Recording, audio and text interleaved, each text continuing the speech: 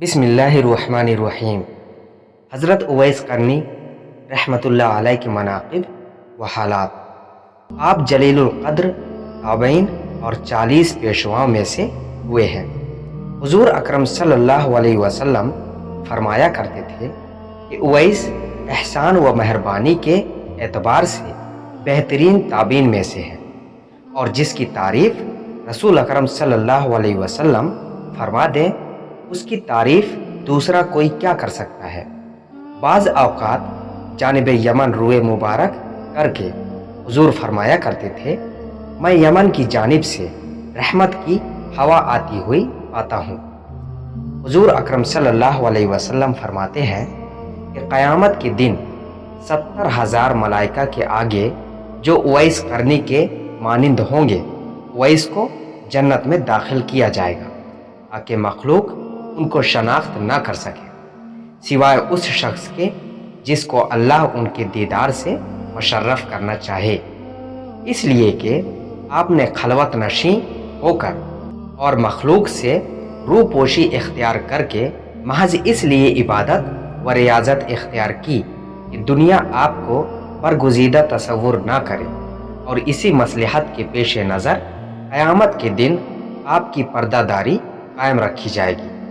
حضور اکرم صلی اللہ علیہ وسلم نے فرمایا کہ میری امت میں ایک ایسا شخص ہے جس کی شفاعت سے قبیلہ ربیہ و مزر کی بھیڑوں کے بال کے برابر گناہ گاروں کو بخش دیا جائے گا۔ ربیہ و مزر 2 قبیلے ہیں جن میں بکثرت بھیڑ بکریاں پائی جاتی تھیں، اور جب صحابہ کرام رضی اللہ تعالی عنہم اجمعین نے حضور اکرم صلی اللہ علیہ وسلم سے پوچھا کہ وہ کون شخص ہے اور کہاں مقیم ہے، تو آپ صلی اللہ علیہ وسلم نے فرمایا کہ اللہ کا ایک بندہ ہے۔ پھر صحابہ رضی اللہ تعالی عنہم اجمعین کے اصرار کے بعد فرمایا کہ وہ اویس قرنی رحمۃ اللہ علیہ ہے۔ جب صحابہ نے پوچھا کہ کیا وہ کبھی آپ کی خدمت میں حاضر ہوئے ہیں، تو آپ صلی اللہ علیہ وسلم نے فرمایا کبھی نہیں، لیکن چشم ظاہری کے بجائے چشم باطنی سے اس کو میرے دیدار کی سعادت حاصل ہے، اور مجھ تک نہ پہنچنے کی 2 وجوہ ہیں۔ اول غلبہ حال، دوسرا تعظیم شریعت، کیونکہ اس کی والدہ مومنہ بھی ہیں اور ضعیف و نابینا بھی، اور اویس شتربانی کے ذریعے ان کے لیے معاش حاصل کرتا ہے۔ پھر جب صحابہ نے پوچھا کہ کیا ہم ان سے شرف نیاز حاصل کر سکتے ہیں، حضور صلی اللہ علیہ وسلم نے فرمایا کہ نہیں، البتہ عمر و علی رضی اللہ تعالی عنہم اجمعین سے ان کی ملاقات ہوگی، اور ان کی شناخت یہ ہے کہ پورے جسم پر بال ہیں اور ہتھیلی کے بائیں پہلو پر 1 درہم کے برابر سفید رنگ کا داغ ہے، لیکن وہ برس کا داغ نہیں ہے۔ لہٰذا جب ان سے ملاقات ہو تو میرا سلام پہنچانے کے بعد میری امت کے لیے دعا کرنے کا پیغام بھی دے دینا۔ پھر جب صحابہ نے عرض کیا کہ آپ کے پیراہن کا حقدار کون ہے، تو فرمایا اویس قرنی رحمۃ اللہ علیہ۔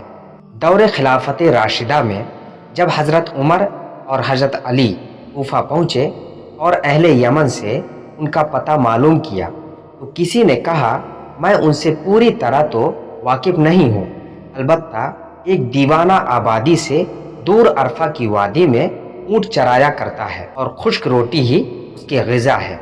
لوگوں کو ہنستا ہوا دیکھ کر خود روتا ہے اور روتے ہوئے لوگوں کو دیکھ کر خود ہنستا ہے۔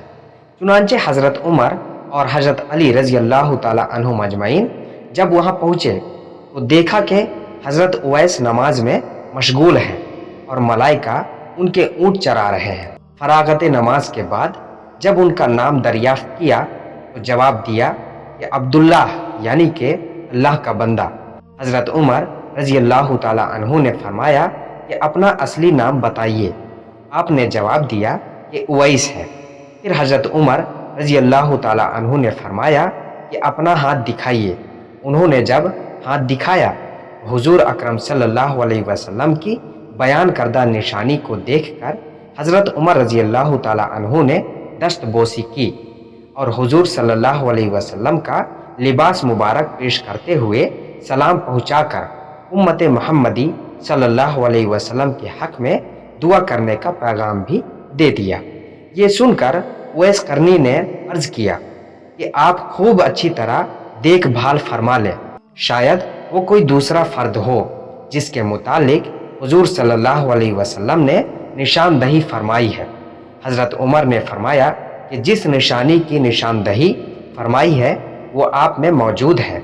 ये सुनकर उवैस करनी रहमतुल्लाह अलैह ने अर्ज़ किया कि ऐ उमर, तुम्हारी दुआ मुझसे ज़्यादा कारगर साबित हो सकती है। आपने फरमाया, मैं तो दुआ करता ही रहता हूँ, अलबत्ता आपको हुजूर सल्लल्लाहु अलैहि वसल्लम की वसीयत पूरी करनी चाहिए। चुनांचे हज़रत उवैस ने हुजूर सल्लल्लाहु अलैहि वसल्लम का लिबास मुबारक कुछ फासले पर ले जाकर अल्लाह ताला से दुआ की, या रब, जब तक तू मेरी सिफारिश पर उम्मत मुहम्मदी सल्लल्लाहु अलैहि वसल्लम की मग़फ़िरत ना कर देगा, मैं सरकार दो आलम सल्लल्लाहु अलैहि वसल्लम का लिबास हरगिज़ नहीं पहनूंगा, क्योंकि तेरे नबी ने अपनी उम्मत को मेरे हवाले किया है। चुनांचे गैब की आवाज़ आई कि तेरी सिफारिश पर कुछ अफराद की मग़फ़िरत कर दी गई है। इसी तरह आप मशगूल दुआ थे कि हज़रत उमर रज़ी अल्लाह ताला अन्हु और हज़रत अली रज़ी अल्लाह ताला अन्हु आपके सामने पहुँच गए, और जब आपने सवाल किया कि आप दोनों हजरात क्यों आ गए, मैं तो जब तक पूरी उम्मत की मग़फ़िरत ना करवा लेता उस वक्त तक ये लिबास कभी ना पहनता। मकाम विलायत खिलाफत से बेहतर है। हज़रत उमर ने आपको ऐसे कंबल के लिबास में देखा जिसके नीचे तवंगरी के हज़ारों आलम पोशीदा थे। ये देखकर आपके क़ल्ब में खिलाफत से दस्तबरदारी की ख्वाहिश पैदा हुई और फरमाया कि क्या कोई ऐसा शख्स है जो रोटी के टुकड़े के बदले में मुझसे खिलाफत खरीद ले। ये सुनकर हज़रत उवैस ने कहा कि कोई बेवकूफ़ शख्स ही होगा जो इसे खरीदेगा, आपको तो फरोख्त करने के बजाय उठाकर फेंक देना चाहिए, फिर जिसका जी चाहे उठा लेगा। ये कहकर हुजूर अकरम सल्लल्लाहु अलैहि वसल्लम का भेजा हुआ लिबास पहन लिया और फरमाया कि मेरी सिफारिश पर बनु रबिया और बनु मज़र की भेड़ों के बालों के बराबर अल्लाह ताला ने लोगों की मग़फ़िरत फरमा दी है। जब हज़रत उमर ने आपसे हुजूर अकरम सल्लल्लाहु अलैहि वसल्लम की ज़ियारत न करने के मुतालिक सवाल किया तो आपने उनसे पूछा कि अगर आप दीदार नबी सल्लल्लाहु अलैहि वसल्लम से मुशर्रफ हुए हैं तो बताइए कि हुजूर सल्लल्लाहु अलैहि वसल्लम के अबरू कुशादा थे या घने, लेकिन दोनों सहाबा जवाब से माजूर रहे। हज़रत उवैस ने कहा कि अगर आप रसूल अकरम सल्लल्लाहु अलैहि वसल्लम के दोस्तों में से हैं तो ये बताइए कि जंग उहद में हुजूर सल्लल्लाहु अलैहि वसल्लम का कौन सा दांत मुबारक शहीद हुआ था और आपने तबाय नबी सल्लल्लाहु अलैहि वसल्लम में अपने तमाम दांत क्यों न तोड़ डाले। ये कहकर अपने तमाम टूटे हुए दांत दिखाकर कहा कि जब दांत मुबारक शहीद हुआ तो मैंने अपना एक दांत तोड़ डाला, फिर ख्याल आया कि शायद कोई दूसरा दांत शहीद हुआ हो। इसी तरह एक एक करके जब तमाम दांत तोड़ डाले उस वक्त मुझे सुकून नसीब हुआ। ये देखकर दोनों सहाबा रज़ी अल्लाह ताला अन्हुम अजमाइन पर रख्त तारी हो गई और ये अंदाज़ा हो गया कि पासे अदब का हक यही होता है। गो हज़रत उवैस दीदार नबी सल्लल्लाहु अलैहि वसल्लम से मशर्रफ ना हो सके, लेकिन इत्तबा रिसालत का मुकम्मल हक अदा करके दुनिया को दर्स अदब देते हुए रुखसत हो गए। जब हज़रत उमर ने अपने लिए दुआ की दरख्वास्त की तो आपने कहा कि नमाज में अत्तहियात के बाद मैं ये दुआ किया करता हूँ, ऐ अल्लाह, तमाम मोमिन मर्दों औरतों को बख्श दे, और अगर तुम ईमान के साथ दुनिया से रुखसत हुए तो तुम्हें सुर्खरूई हासिल होगी, वरना मेरी दुआ बेफ़ायदा होकर रह जाएगी।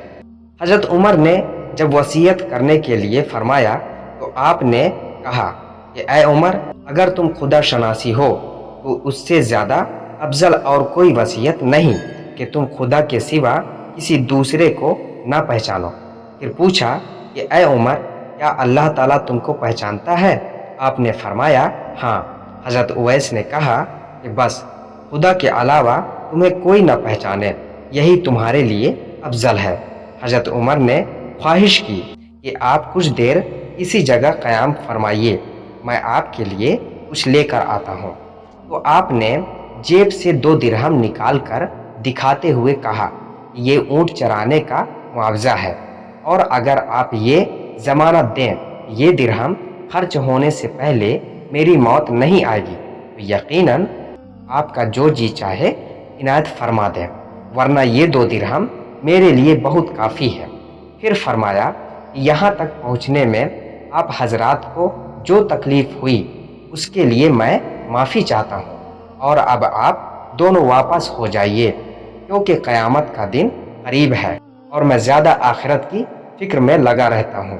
پھر ان دونوں صحابہ کی واپسی کے بعد جب لوگوں کے قلوب میں حضرت اویس کی عظمت جاگزی ہوئی اور مجمع لگنے لگا تو آپ گھبرا کر کوفہ میں سکونت پذیر ہو گئے، اور وہاں پہنچنے کے بعد بھی صرف حرم بن حبان کے علاوہ کسی دوسرے شخص نے نہیں دیکھا، کیونکہ جب سے حرم بن حبان نے آپ کی شفاعت کا واقعہ سنا تھا، اشتیاق زیارت میں تلاش کرتے ہوئے کوفہ پہنچے۔